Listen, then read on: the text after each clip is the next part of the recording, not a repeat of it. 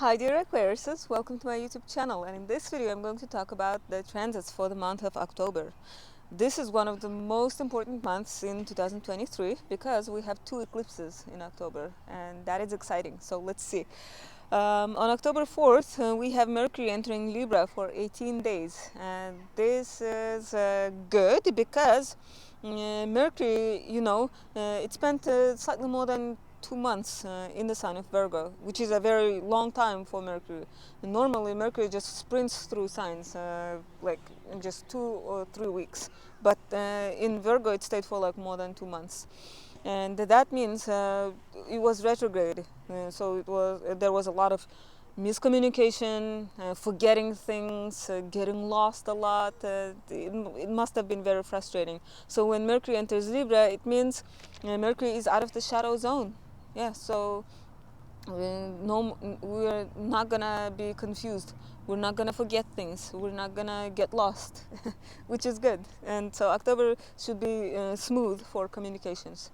And another interesting thing about Mercury in Libra is that Mercury is going to be like 4 degrees away from the solar eclipse, and so you can expect some message or news regarding that solar eclipse when Mercury enters Libra. Okay, because Mercury is the messenger of the gods, and yeah, and so generally when Mercury is in Libra, our communication tends to be more diplomatic. Okay, it's easier to reach agreements, to negotiate.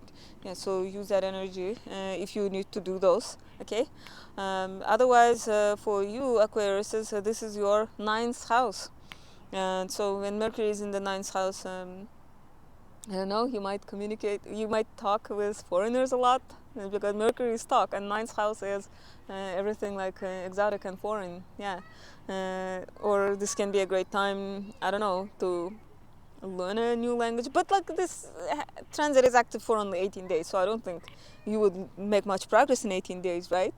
Yeah, so forget it. On October 6th, we have the last quarter moon in Cancer.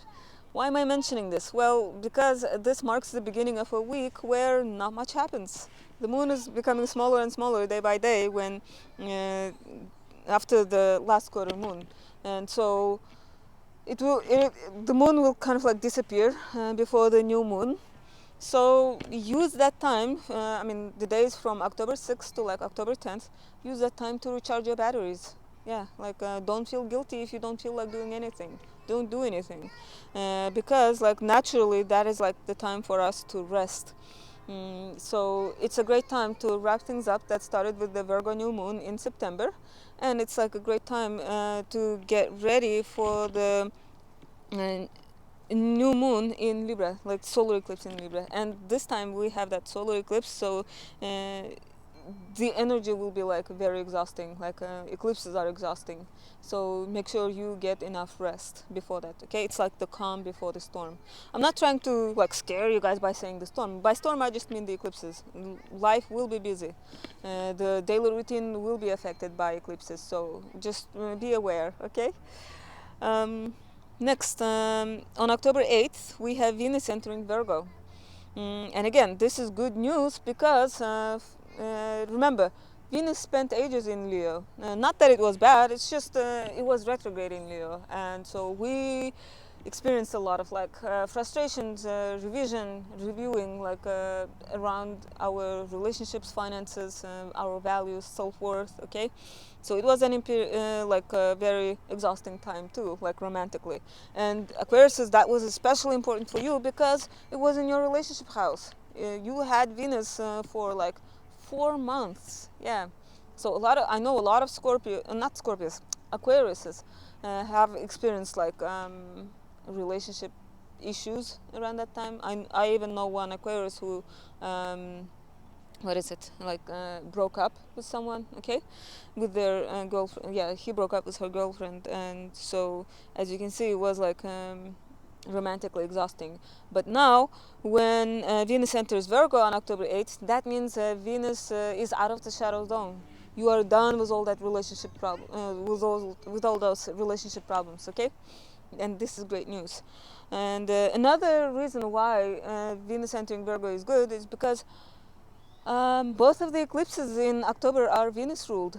Solar eclipse in Libra, a Venus ruled sign. Lunar eclipse in Taurus, another Venus ruled sign. So October is very much Venusian. So it's good that we have Venus in good shape. Otherwise, if Venus was in the shadow zone or if it was in retrograde, we would have gotten like tons of karmic baggage through eclipses, because eclipses are like 10 new moons and full moons wrapped in one. Okay, they're very, very powerful. So yeah, and generally Venus in Virgo is considered to be very weak, because Venus, it wants to love, and Virgo notices all the details. And like, how can you love when you see all the flaws in a person? And or another way of saying or another way of describing it is like Venus is like this popular girl, she's hot and beautiful, and then Virgo is the sign of service. So and imagine that kind of girl with like long nails and stuff, trying to do all the manual work. Like, she hates it. Like, so Venus doesn't like being in Virgo.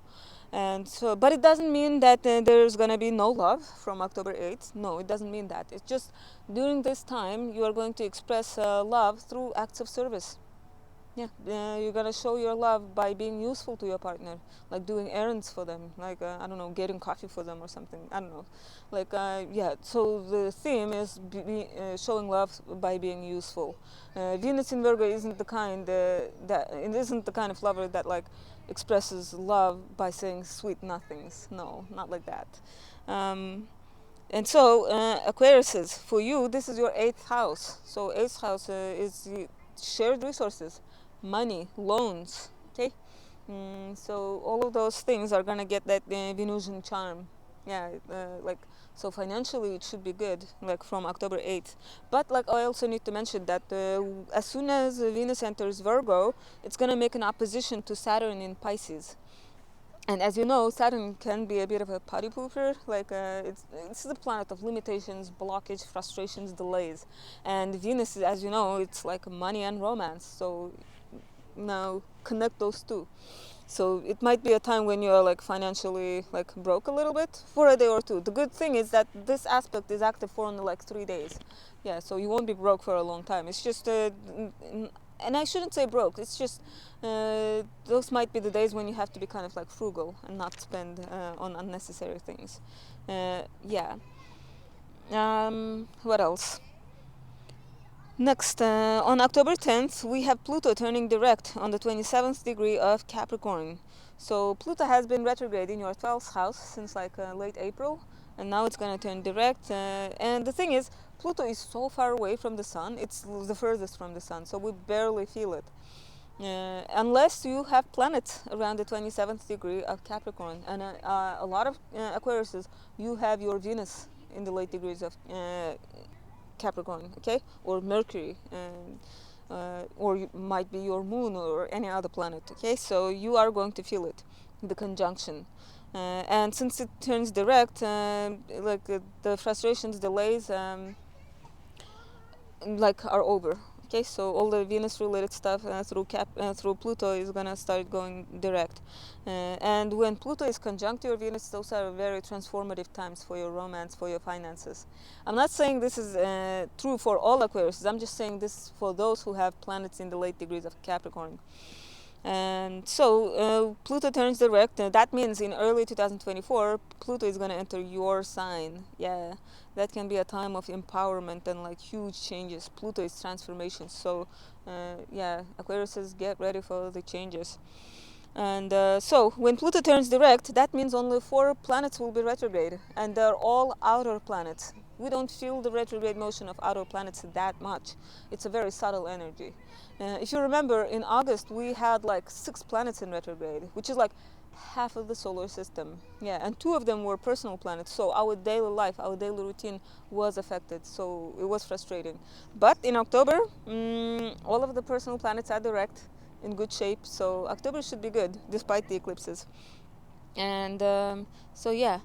Next, on October 12th, Mars is going to enter Scorpio until November 25th. And for Aquarius, that is your 10th house.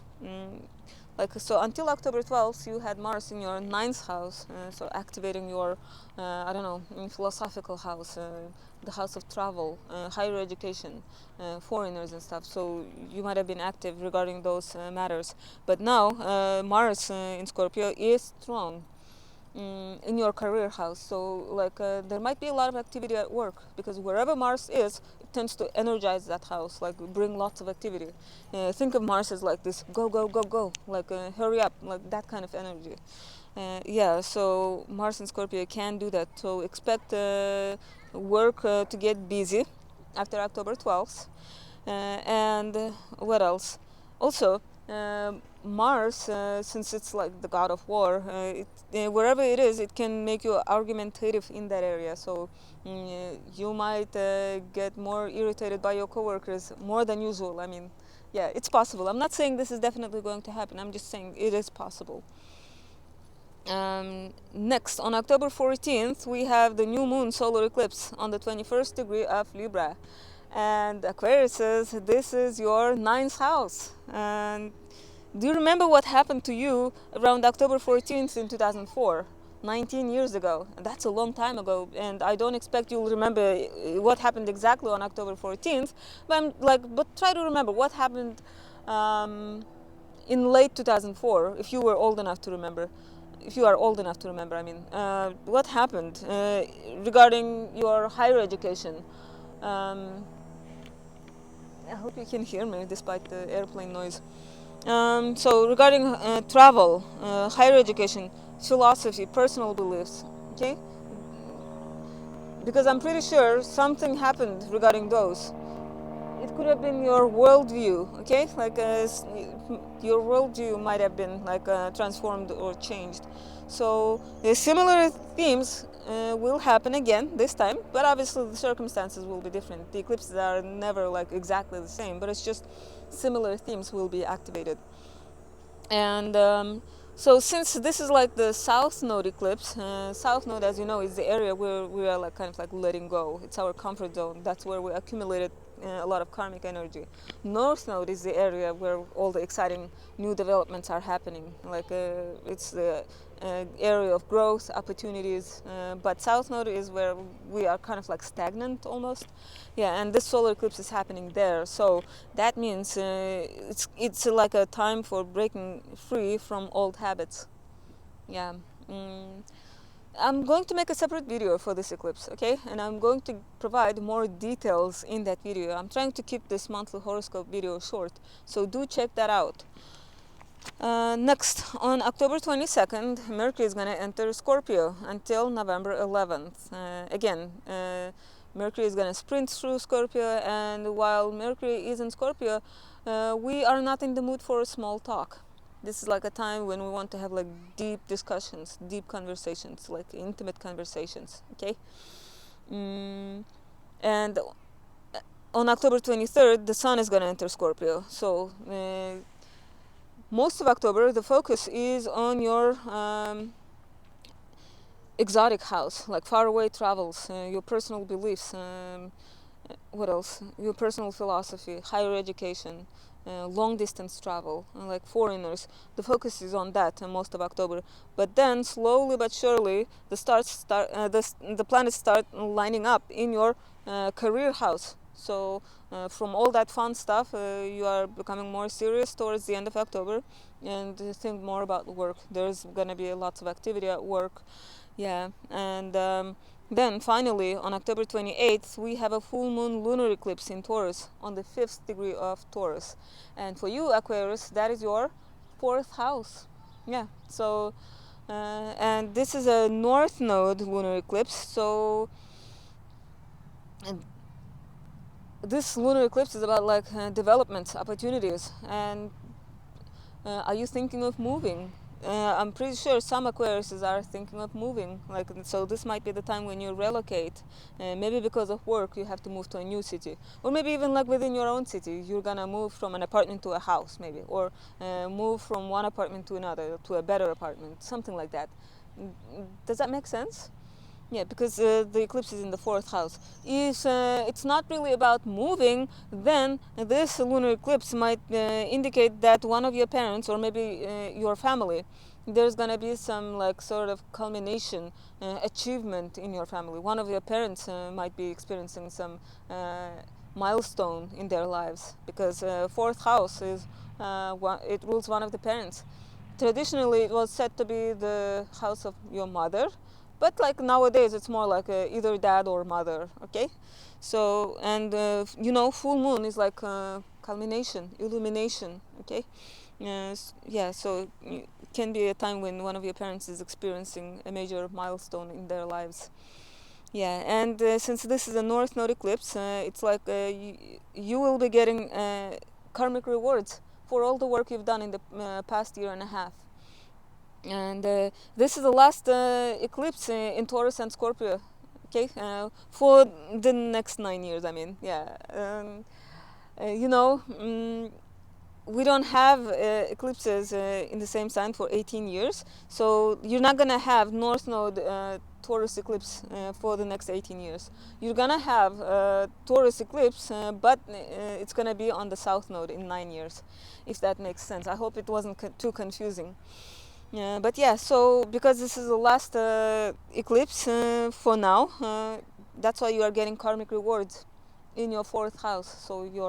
So the place you live at, your parents, yeah, you are getting blessings in that area. So, dear Aquarius, this is it for October. As I said, personal planets are direct, in good shape, so there's not much confusion. Financially, it's all right. There's no miscommunication. We have those two eclipses, Venus ruled eclipses. And just keep in mind that from mid-October until late October, those days will be exhausting. Okay, because eclipses bring huge changes, so it's like a period of adjustment. You'll be getting used to the new routine, like adjusting to the new reality. Yeah, and so and keep in mind that this is true for everyone. This applies to everyone. Uh, I think if you are aware, it's easier to deal with with those energies, if that makes sense. And so I hope you enjoyed this video, and if you did, please subscribe. And also, if you are interested, I offer astrology readings, like birth chart analysis, synastry compatibility readings, astrocartography readings, transits, progressions, and so on. So if you want, if you want one of those readings, please email me or leave a comment. Okay. Otherwise, thank you for watching, and I'll see you guys in November.